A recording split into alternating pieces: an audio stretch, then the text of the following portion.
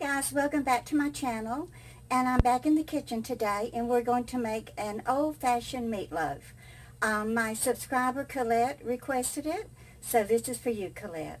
So let me set the tripod down in my sink and try to get a pretty decent angle here so y'all can see what I'm doing. Okay, so what I'm going to do, we're going to start out, I have 2 eggs in here, and what I did, I invited Madeline over to eat with me, and she doesn't like garlic.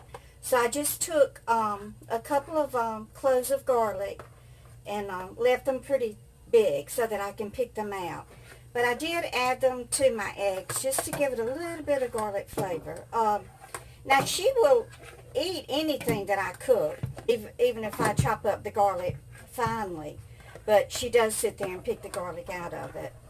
And that won't be possible to do, I don't think, with meatloaf. So, out of respect for her, I'm going to prepare it without the garlic.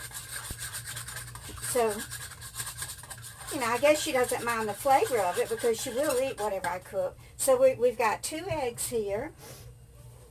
And what we want to do is add a half a cup of chopped onion. Now, several of y'all have inquired about these little tricolored colanders that I have. And I did find them on Amazon. And you can find the link below this video, if I can still figure out how to link it. I signed up for that Amazon affiliate program and spent 2 hours at the library trying to figure it out. And I also have the link if you want to order the Tony Chasseries. We're just going to put a dash or 2 of that in here. And also a link for the Lea&Perrins Worcestershire sauce. And we're just going to put a couple of dashes of that in here. That's my secret ingredient. Okay. So we're going to add to this mixture 1/2 cup regular milk. Now, to bind it, I don't use breadcrumbs. I don't like the flavor of them, and they also are very dry, and they will dry out the moisture of your meatloaf, and we don't want that. We want this to be a moist meatloaf. So I have 1/3 cup of oats, just regular Quaker oatmeal. Now, to this, I normally just kind of shake my salt, but I am going to measure it for y'all. So it is 1 teaspoon salt I'm putting in here.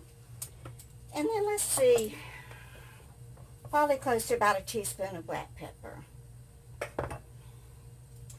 Okay, and what we want to do is just stir all of these ingredients together. And then we want to let it set for a few minutes so that the oatmeal will absorb the moisture from the milk and not absorb the moisture from the ground beef. Okay, so I have all of this mixed together, and this will be our binder for the old-fashioned meatloaf. Now, what I have here, normally I would have just used 2 pounds of ground beef, but this package that I got from Walmart, it is 2 pounds and a quarter, and this is the lean ground beef, which is 93% lean and 7% fat.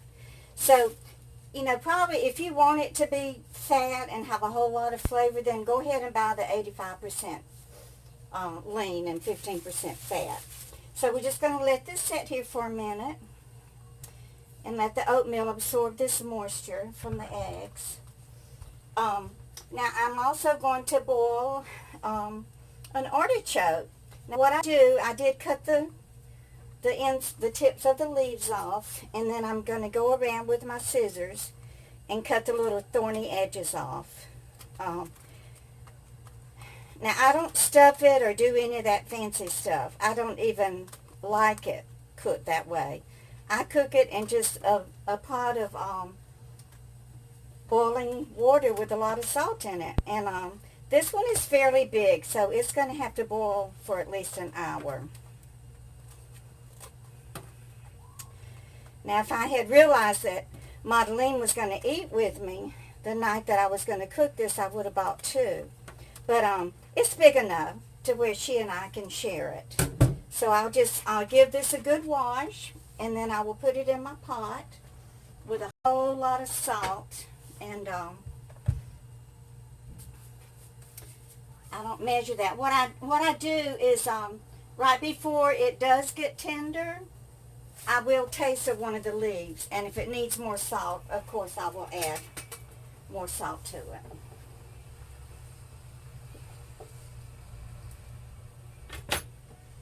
Now what I'm going to cook this meatloaf in is my rectangular baking pan that Tracy sent to me from Dallas. I don't cook my meatloaf in a loaf pan because I want the edges of the meatloaf to be exposed so that it will brown and get a little crispy. So that's my goal, is to have it a little brown and crispy on the outside, but very moist and tender on the inside. And I have two potatoes in the oven baking. Now, I did get the oven started out at 450 degrees. But when I put my meatloaf in, I'm going to turn it down to 350. Okay, so I'm going to make a little bit of room.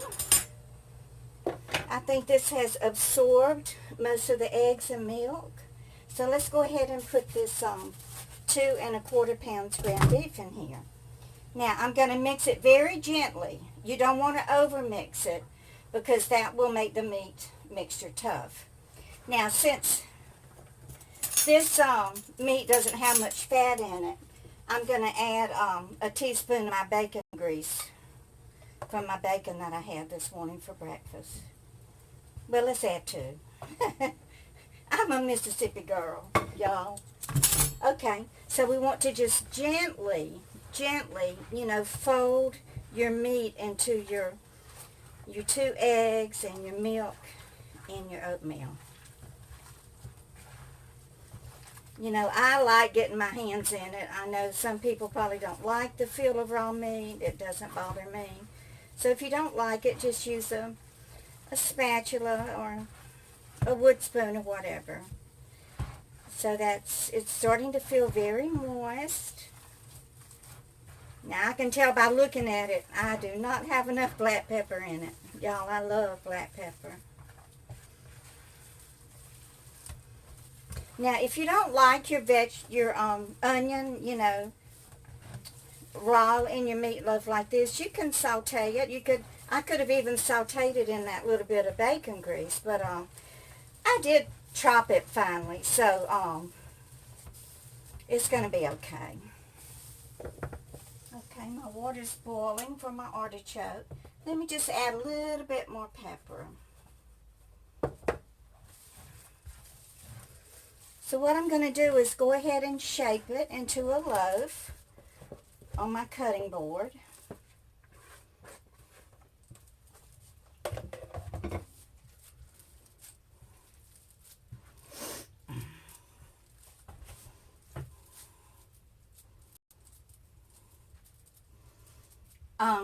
When I was raising my children and working, I used my crock pot all the time. I hardly ever use it now, but I would make a meatloaf, this meatloaf recipe, and I would pack it down into my crock pot, and then I would wash some potatoes, you know, regular Idaho potatoes, and then I would just set them around on top of the meatloaf and then put the lid on and go to work. And whenever I came home from work, we had meatloaf and baked potatoes ready to eat. So that's another option. So I think I think this is a pretty good shape. Y'all, this is 2 1/4 pounds. One day I was in Walmart and this man and his wife were shopping, and they picked up, she said, I heard her tell him she was going to make meatloaf, so she picked up a 1-pound package of ground beef. I'm thinking, that's not going to make a very big meatloaf. Okay, so let's put it in the pan. And I don't really put a topping on mine. I know some people will put, you know, Dijon mustard and brown sugar and all that stuff, but I don't do that. So let's just gently put it in my pan. Excuse me while I wash my hands. I'm going to put a little bit of ketchup on the top. I kind of like it, you know, when the ketchup does cook on top of it, it does give it a good little flavor. I know some people will even wrap their meatloaf in bacon, but I'm just going to put 3 little squiggly lines of ketchup on it.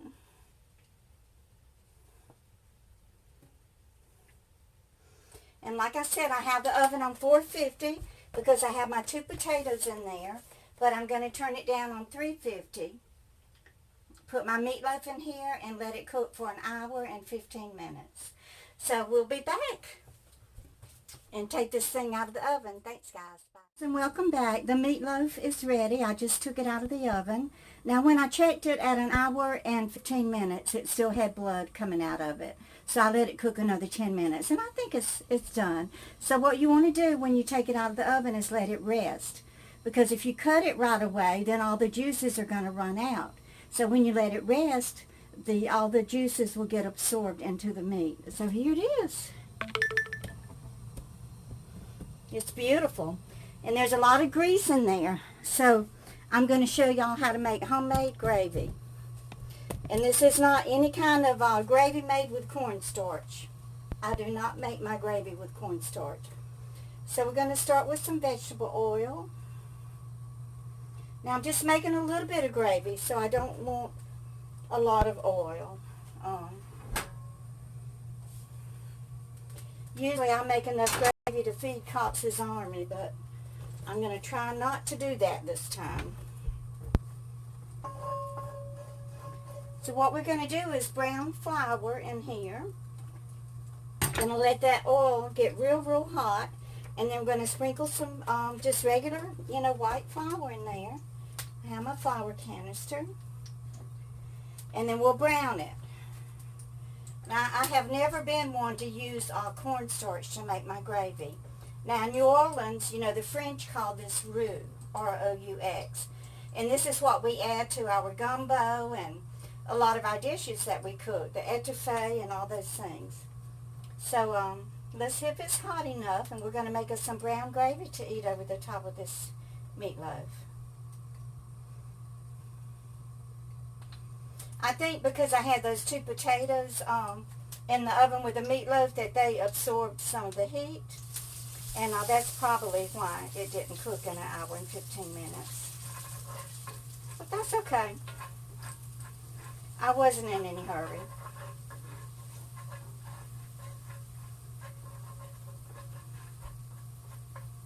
So I don't know, I guess I should have measured this. Probably 1/4 of a cup of oil, and about 3 tablespoons of flour, maybe 4. What we want to do is get it to look kind of like, you know, lumpy, kind of like cornmeal, coarse like. We just want all of the flour, enough flour to absorb all of the grease.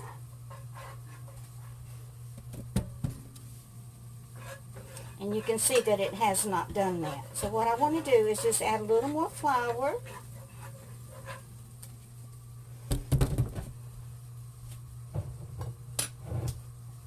See if I can just sprinkle a little bit more in there.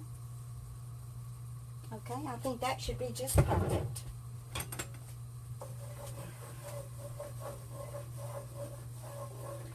So if y'all ever hear anybody talk about making roux, this is just a fancy name for browning flour.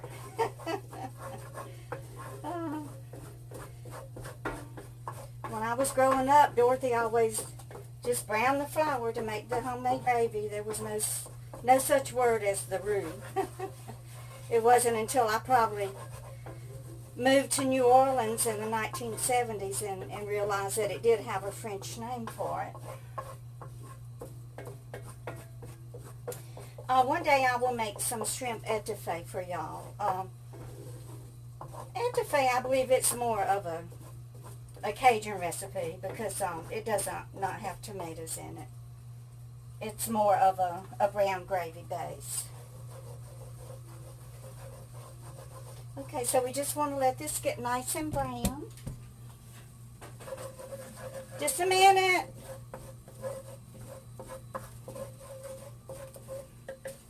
I think Madeline's at my door because I invited her over for dinner. Hi. I'm in the middle of making a video. Oh, my God, crazy. Say hi. Hello. Come on, we're making brown gravy for the meatloaf. Guys, my phone overheated and shut off. So what we want to do, this is what the flour looks like. I almost burned it here. But you just want to get it good and brown. I'm waiting for the smoke alarm to go off. Let me turn the vent off. So what I'm going to do is just add water to this brown mixture. You can add cold water. It doesn't have to be hot. Now it's going to steam, so make sure you stay far back away from it so you don't get burned. Okay, now we just want to blend the water with this flour. And this is how you make real homemade gravy.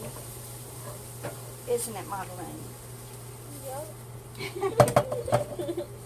She knows how to cook. I taught her how to cook when she was only about 13, 14 years old. Okay, now I need to get my whisk.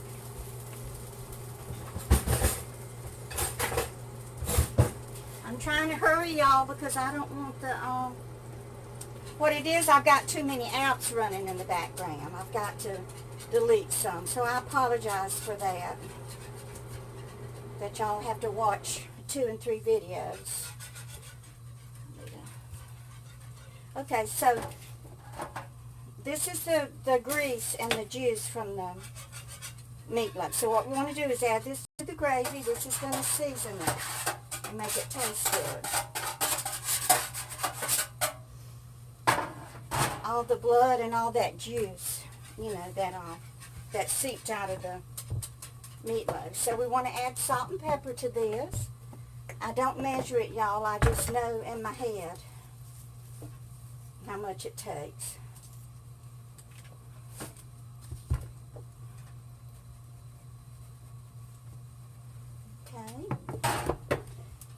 Okay. So this is what the gravy looks like, y'all. You're just going to let it boil and thicken up a little bit. And then we can pour it right over the meatloaf.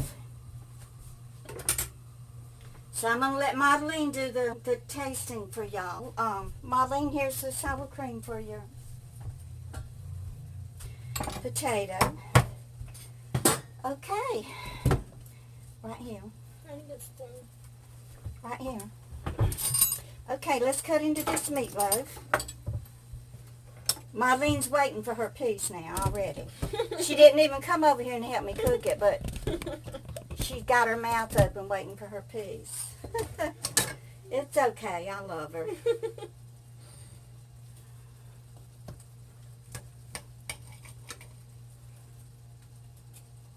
There it is. You want the end piece? Yeah, the end. Oh, it is moist, y'all. Look at that. Mm-mm-mm.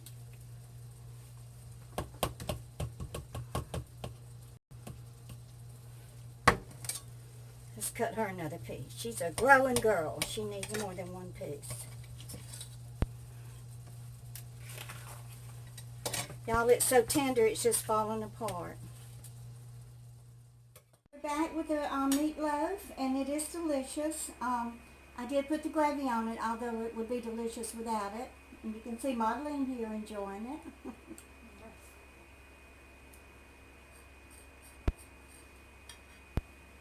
It is moist and delicious. I'm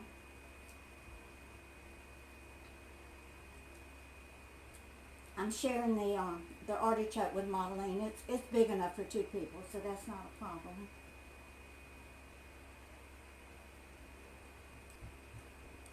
So what I did, I melted a half a stick of butter and squirted a little lemon juice in it.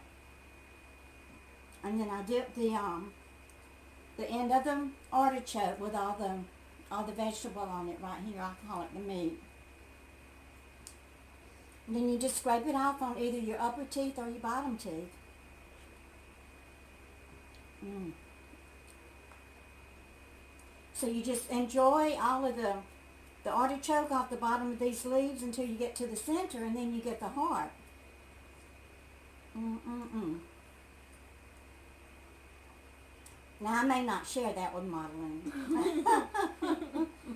The heart's something we got to fight over. Right, No, I'm it's just the- kidding. it's She'll the get best happy. part.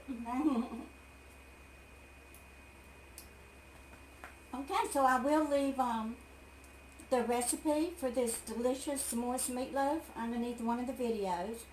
I'll go to the library and see if I can link all of these together, but if I can't, then I just have to put them up in 4 different videos, and I apologize for that. But y'all just keep on coming back. Bye, guys.